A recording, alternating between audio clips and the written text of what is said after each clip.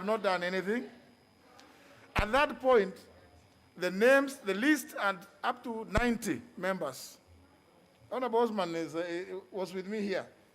The names dropped up to 66. We were just wondering, what is happening? What's happening? What's happening?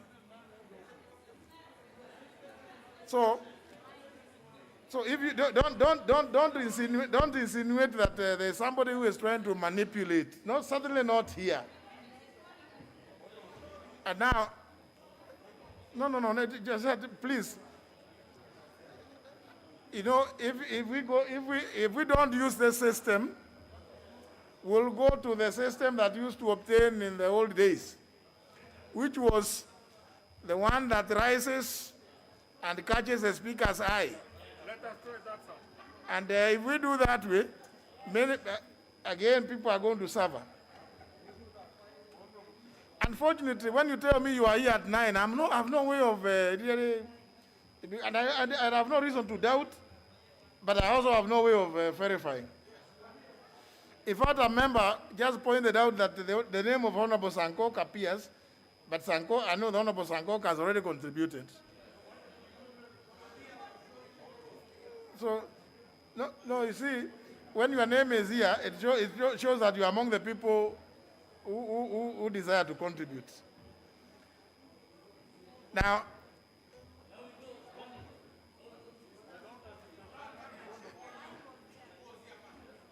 I have no way of knowing who was here first. No, Honorable Sankok.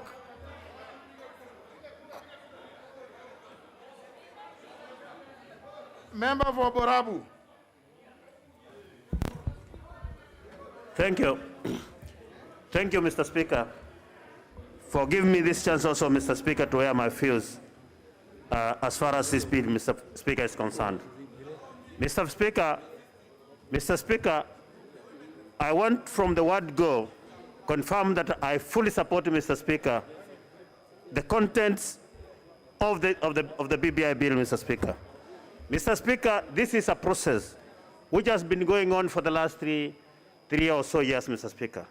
Mr. Speaker, we have all participated at every stage of this process, Mr. Speaker. Mr. Speaker, this is the moment that we have been waiting for, Mr. Speaker.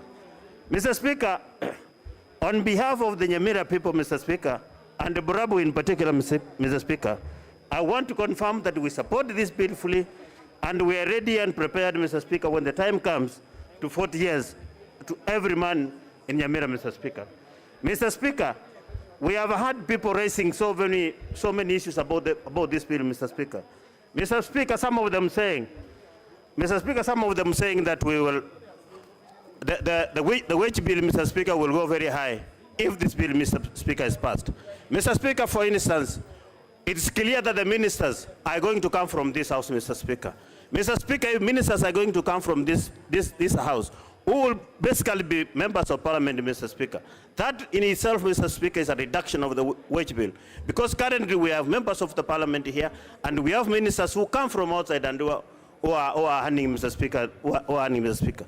So, Mr. Speaker, when ministers are going to come from the house, Mr. Speaker, they will only be entitled to allowances and not the salary, Mr. Speaker. Mr. Speaker, that one in itself is a reduction in the wage bill. Mr. Speaker, we have been asking questions here, Mr. Speaker. Questions are given to chairman, Mr. Speaker, to go and get answers from ministers, from cabinet secretaries who don't come to the house. Mr. Speaker, it's going to be neater. It is going to be a good thing when ministers are in the house, they are asked the questions and they answer directly on the floor of the house, Mr. Speaker. Mr. Speaker, we have had some people telling us that, Mr. Speaker, we'll have prime ministers, we'll have deputy prime ministers, we'll have vice presidents. Mr. Speaker, the House has constituted currently, Mr. Speaker. Mr. Speaker, the leader of majority in this House is a de facto prime minister, Mr. Speaker. Therefore, Mr. Speaker, there is really nothing which we are going to change fundamentally, Mr. Speaker. Mr. Speaker, let us all agree that this is a good process. Let us pass it. The people, Mr. Speaker, who have been making noise opposing this bill, Mr. Speaker, are the same people who are opposing the 2010 Constitution, Mr. Speaker. They have been given an opportunity to correct what they felt was not right in 2010, Mr. Speaker. Instead of correcting what they thought was bad in 2010, Mr. Speaker, they are again the same people, Mr. Speaker, opposing this bill, Mr. Speaker. Therefore, Mr. Speaker, these are people who are not serious. These are people who are just opposing for the sake of opposing. Therefore, Mr. Speaker, it's important that we pass this bill once and for all so that we move forward as a country. Mr. Speaker, in this bill, we now have the World Development Fund, Mr. Speaker. A governor in a county, Mr. Speaker, is not going to be a god to MCS, Mr. Speaker. The MCS will be able to develop their wards, whether supporting or not the sitting governor, Mr. Speaker. This is a good development, Mr. Speaker, so that our people get development right to the ward level, Mr. Speaker. Mr. Speaker, we have had some people coming up telling us that there are some issues here and unconstitutional, Mr. Speaker. I want to agree with Mr. Karuma, Mr. Speaker, that there is nothing unconstitutional in this matter. Let us pass the bill. Whoever thinks is aggrieved should move to court, but as a team, we pass this bill, Mr. Speaker. Mr. Speaker, as the Nyamira people, we are really happy because, Mr. Speaker, out of the constituencies that which are going to be created, we have Kitutu Masaba in Nyamira County, which will now get a constituency, Mr. Speaker. Therefore, Mr. Speaker, let us look at the bigger picture so that we are not driven by our narrow and selfish egos, Mr. Speaker, so that we pass the bill the way it is. We are ready, Mr. Speaker, as one of the speakers said here a few minutes ago, that some of us are ready, waiting to support. We will support this even by using our legs, so that we not only our hands, even with the legs, so that we make sure this bill is passed in the morning, so that we proceed and develop the country and move forward as a country. Mr. Speaker, we have had people fighting every after election year, simply because it's one or two people. After elections, we get one or two communities which go with everything. Now, with an expanded team, Mr. Speaker, we'll have most of the communities, Mr. Speaker, involved in forming government, which will, of course, Mr. Speaker, at the end of the day, reduce the tension that we have been going through every election cycle, Mr. Speaker. Therefore, Mr. Speaker, I once again want to reiterate that I support this bill, and we are ready and willing, and Mr. Speaker, we are waiting for your communication so that we pass or we vote on this bill before the end of the day, Mr. Speaker. I thank you, Mr. Speaker. Member for Migori. Yes. Thank you very much, Mr. Speaker, for the opportunity to also add my voice to the strongest support of this bill. Mr. Speaker, so many things, especially pertaining to legal issues, have been well articulated by our legal friends in the House. And so I will not belabor on them per se. But Mr. Speaker, allow me to also take this opportunity to congratulate my leader, His Excellency Raila Amolo Odinga, and the President of Kenya, Uhuru Kenyatta, for the bold step that they took to actually show Kenyans true statesmanship, attitude, and spirit when they decided to end the chaotic scenario that we had in 2017 and vote for peace.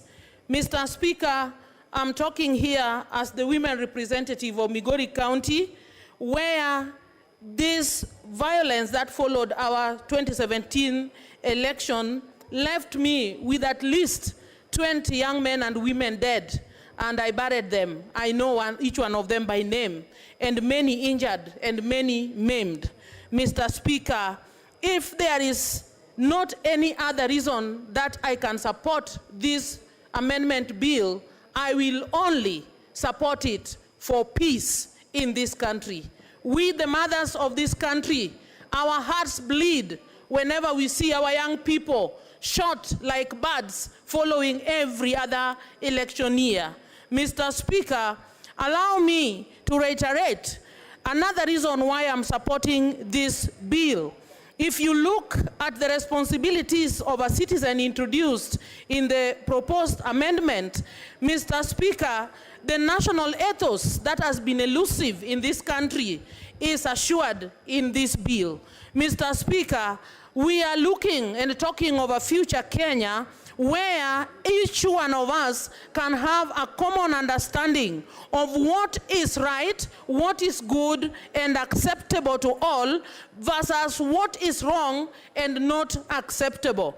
From Turkana in the north to the south in the Masai land, from the east in the Rendile land to all the way to Luoland and Luyaland, we want to have a common understanding of what is wrong and what is right as Kenyans, so that we don't hail, say, stealing in one side of the country and condemn it in another side of the country. Mr. Speaker, this is one reason why we have always had difficulties in determining even serious, glaring cases of corruption and stealing and looting of public funds at the expense of doing the development that I hear some of my colleagues purporting to be stopping and Kenyans suffering because of the BBI and the pandemic. Mr. Speaker, allow me to bring it to the attention of this House that as far as I can remember, I know Kenyan's economy has been bleeding since way back from 2013 all the way to now. There was no pandemic, there was no BBI.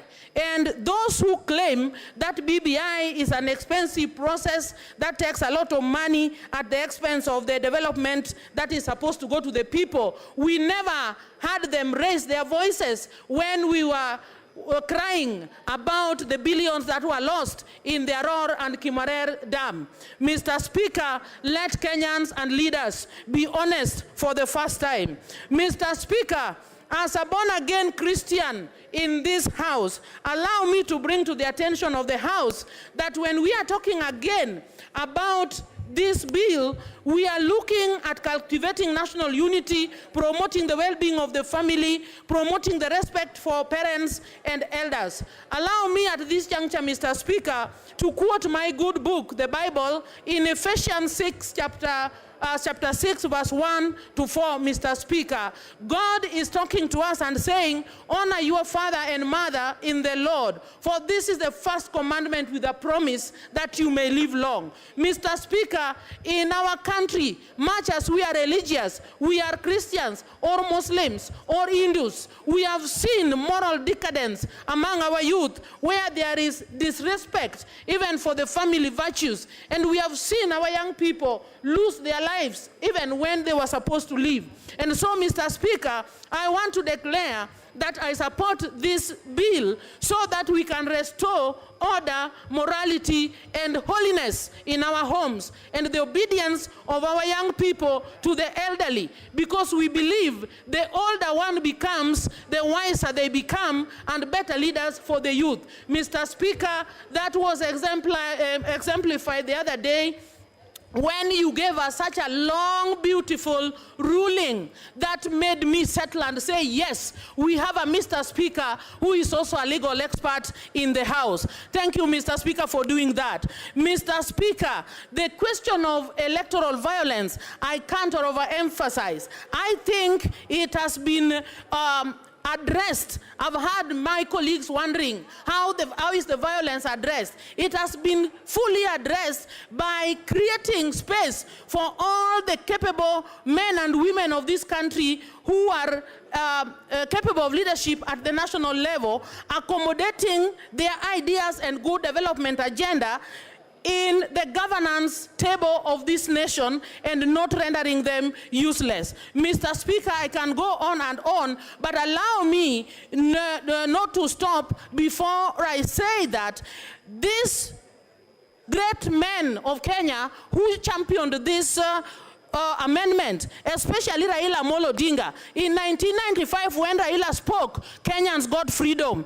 Later on, in 2010, when he spoke, we got a new constitution. And even now that Raila has spoken, we are getting more resources to the ward level. Mr. Speaker, with all my might, ability, and my capacity, on behalf of Migori County, Member for Nyeri Town.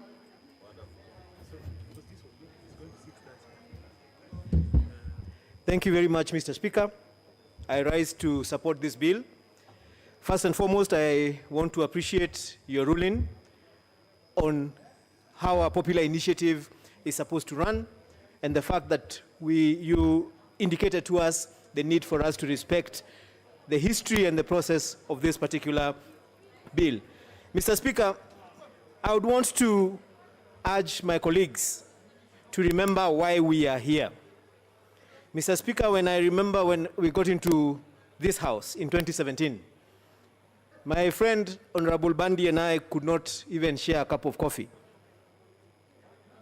And recently, when we were in a retreat in Naivasha, the president told us that one of the problems we have as a country is that we forget very, very, very quickly. Allow me, Mr. Speaker. We forget very, very quickly. Mr. Speaker, this bill has been a process. This bill is not an event. Mr. Speaker, it has taken over 2 years to get to where we are. Mr. Speaker, when I remember when ODEYA used to boycott coming to the House. Mr. Speaker, when I remember when we used to have running battles in the streets, when I remember tear gas Mondays, when I remember that we could not open businesses in Nairobi. Mr. Speaker, when I see us taking what we are discussing for granted or trying to play politics with it, I get disappointed. And I do not think I'm the only one who is disappointed. I think as a nation, those who put us in this house are disappointed with us when we are unable to look at the global good of our nation and get stuck in our own personal ambitions. Mr. Speaker, when His Excellency the President and former Prime Minister Raila Odinga shook hands, I was shocked, very, very shocked. I never saw that coming. And I know I speak for many in this house. But what I remember was that the country calmed down immediately. Mr. Speaker, we're not always going to have the President and the former Prime Minister as leaders of this nation, as much as we might love them. And because of that, they initiated a process that was going to ensure that we were not going to depend on individuals for our country to be politically stable. They set up a committee that went around the country asking people to tell them why they think we keep going there every election. Mr. Speaker, I find it extremely interesting sometimes when I listen to some of my colleagues talk about the problems they have with this particular bill. And I remember that they did not turn up to the forums that were organized by BBI to raise their concerns. Mr. Speaker, I come from Nyeri County. Nyeri County was looking at losing 3 constituencies that had been protected 10 years ago. Mr. Speaker, BBI protects those constituencies and ensures that the people of Nyeri have a representation of at least 6 members of parliament in this house. Recently, I had a colleague talking about the reason why we should have gotten another constituency. Because we have a big constituency called Kieni, that is 52% of our county. But Mr. Speaker, this particular process of how constituencies have been produced is not a political process. It's a scientific process. It is a mathematical process. And when you do the maths of our county, we are supposed to have 5.9, 5.7, 5.9 constituencies. We have 6. Internally, we are going to do our own maths and figure out how to rearrange our boundaries, but we were not going to be able to get another constituency as Nyeri County, not with the numbers we have. However, we nearly lost at least 2 constituencies. And that is why I would be very, very, very, very concerned when I hear any leader from Nyeri County saying that they do not support this particular bill. Mr. Speaker, when we come to this house, we come to this house to represent the people who sent us to this house. I have walked around Nyeri constituency. I have listened to the people of Nyeri constituency, and they sent me to this house to say that they support this bill 100%.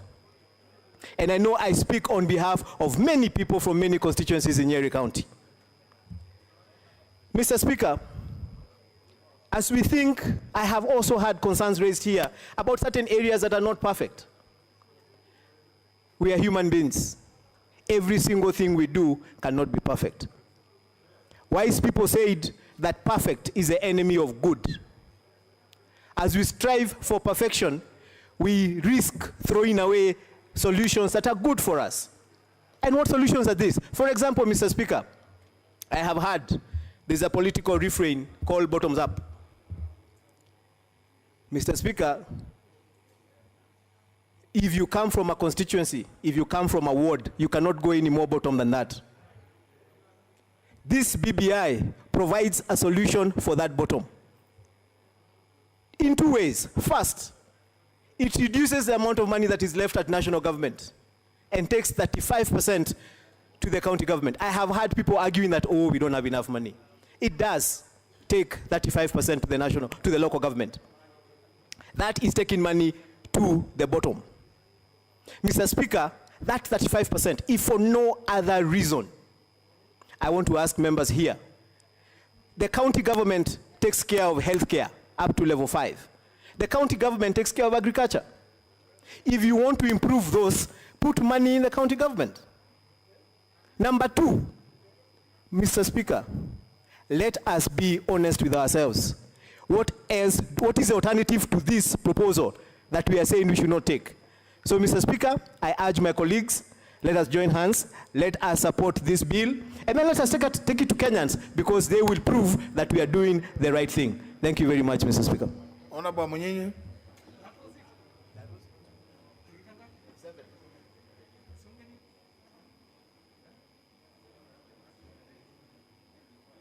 Give him.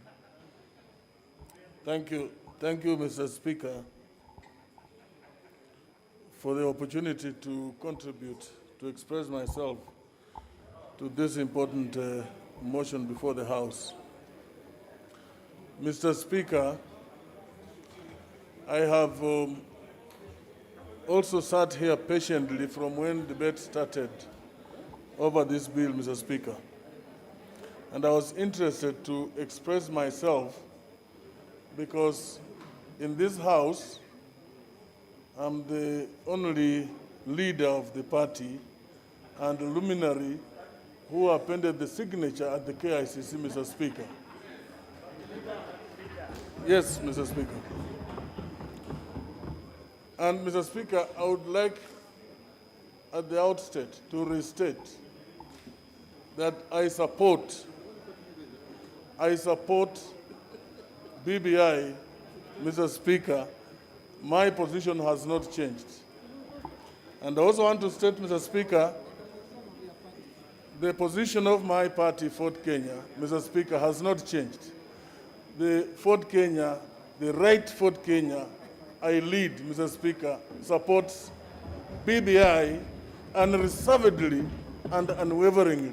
And we're going to continue to support until we pass BBI, Mr. Speaker. Mr. Speaker, having said that, like my friend Honorable Ngonjiri said, we do forget very fast. And I would like us to remind ourselves, Mr. Speaker, in March 2018, when His Excellency President Uhuru Kenyatta and Prime Minister Raila Odinga did a handshake, this country was going down. We were having running battles. The economy was crumbling. Mr. Speaker, we had reached a level where it would easily be declared a failed state. So the handshake, Mr. Speaker, brought back life to our country.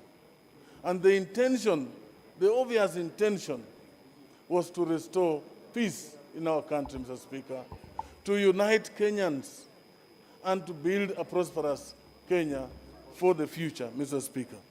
Mr. Speaker, and as a result of this,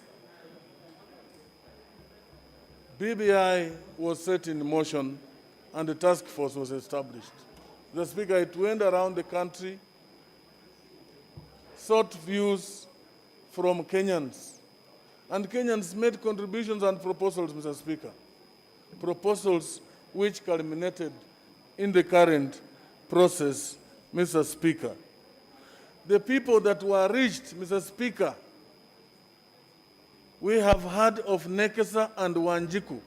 They made proposals, which are now, yes, Nekesa and Wanjiku made proposals which culminated in this current process, Mr. Speaker. And I would like not to repeat what other colleagues have said, because I think we want to save time to allow others to speak. But I want to stress a few points, Mr. Speaker. One of the very important points that is captured in this amendment is to strengthen devolution in our country. Mr. Speaker, we appreciate how much devolution has impacted on the development in our areas, from the counties, the constituencies, and wards. So, Mr. Speaker, by increasing the amounts of money to the counties, you strengthen devolution and therefore, enhance development in our areas. Mr. Speaker, I've heard Honorable Kimani Ichung'wah talk about reducing the amount of seed.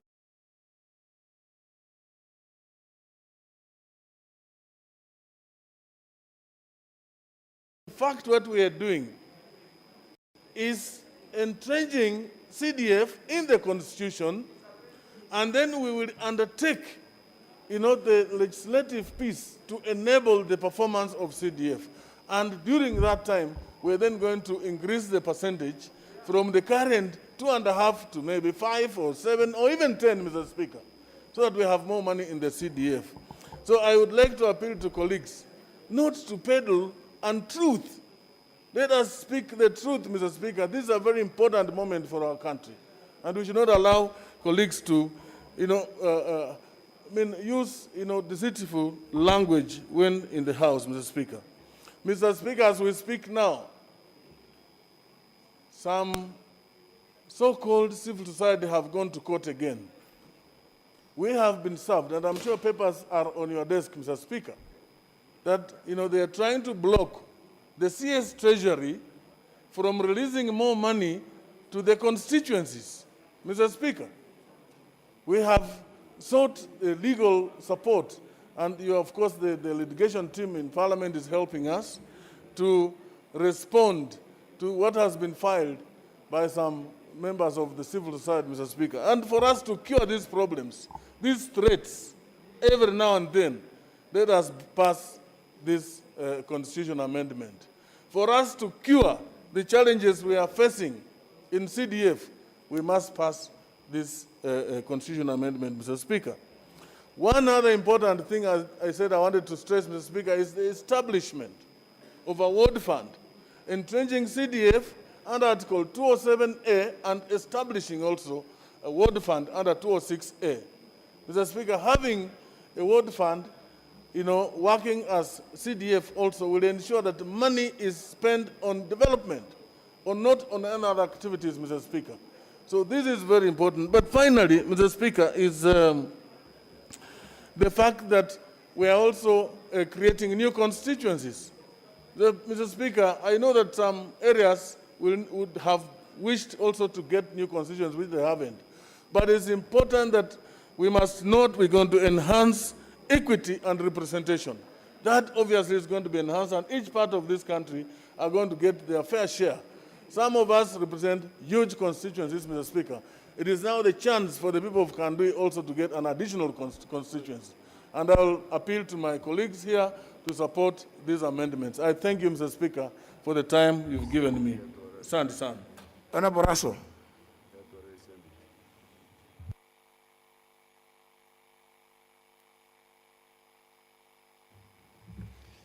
Thank you very much, Honorable Speaker. Honorable Speaker, I thank you for your kindness. I rise to oppose this constitutional amendment. And the reason why I am opposing it, my background is a soldier. The bullet never rides in zigzag. It goes straight.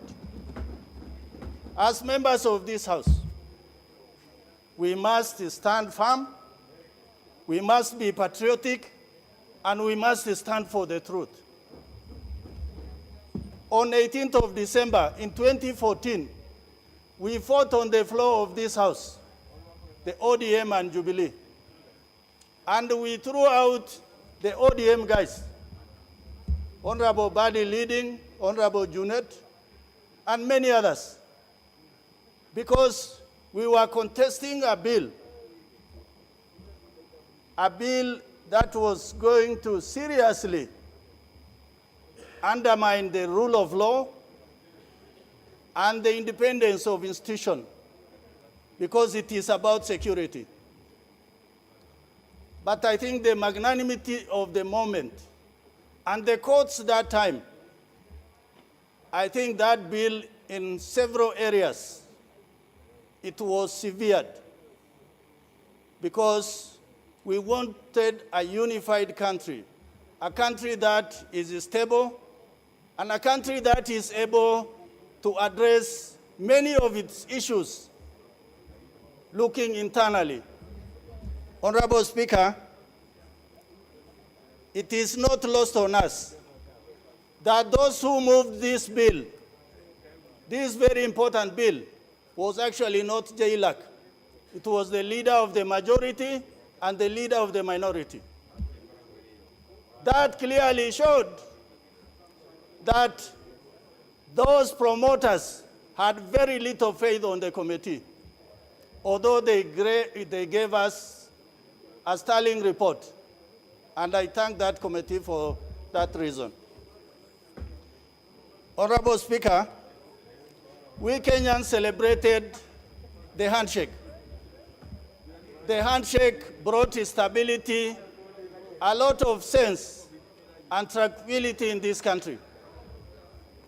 And I want to thank the two leaders, the President and the former Prime Minister. But what we are staring in the face, the handshake from the beginning, and the BBI, as it were, is a different thing that has arrived on our tables. It is completely a different thing. If anyone says today, BBI is going to bring Kenya together, I think you are getting it wrong. It is going to divide this country across the middle.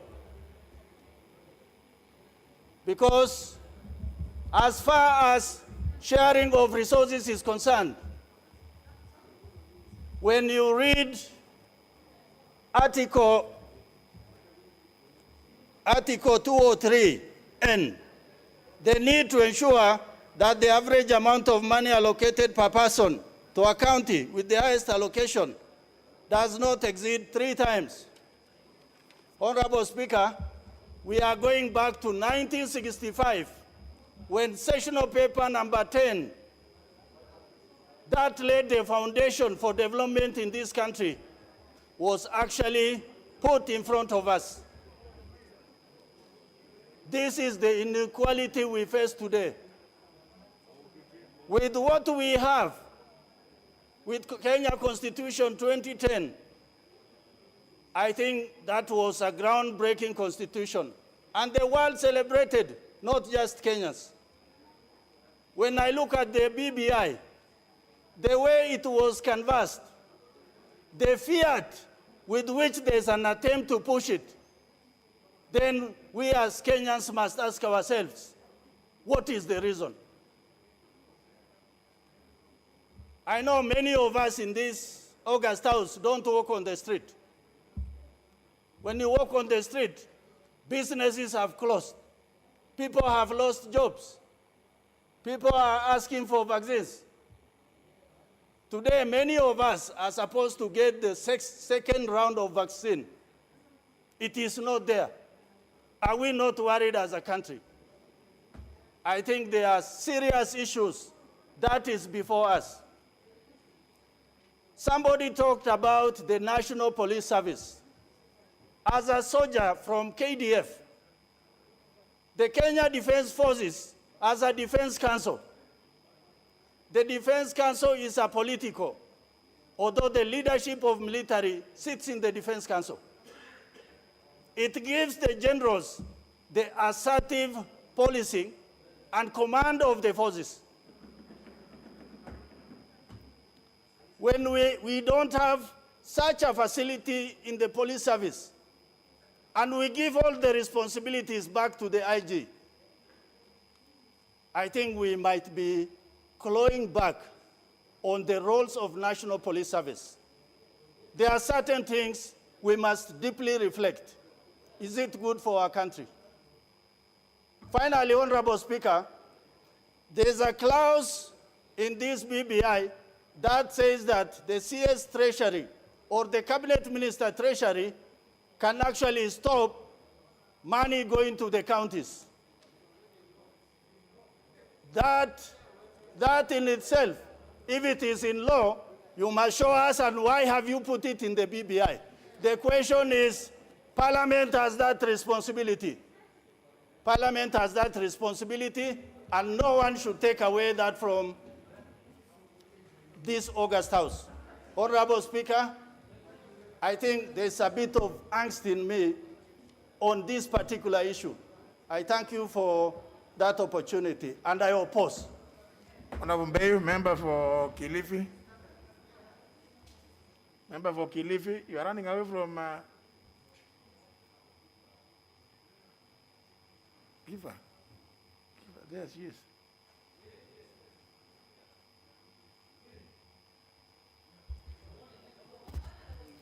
Asante, Mheshimiwa Speaker. There are very many people here at 9 o'clock, so please take your, just relax. Asante, Mheshimiwa Speaker. Kwa heshima na taadhima, nimesimama wima kuunga mkono mswada huu. Mheshimiwa Speaker, yamezungumzwa mengi, lakini ndani ya mswada huu yale manufaa ambayo yanagusa mwananchi wa kawaida ni manufaa mengi sana. Mheshimiwa Speaker, kwa zile pesa ambazo zimeandikwa kutoka 15% mpaka 35%, ni pesa nyingi sana.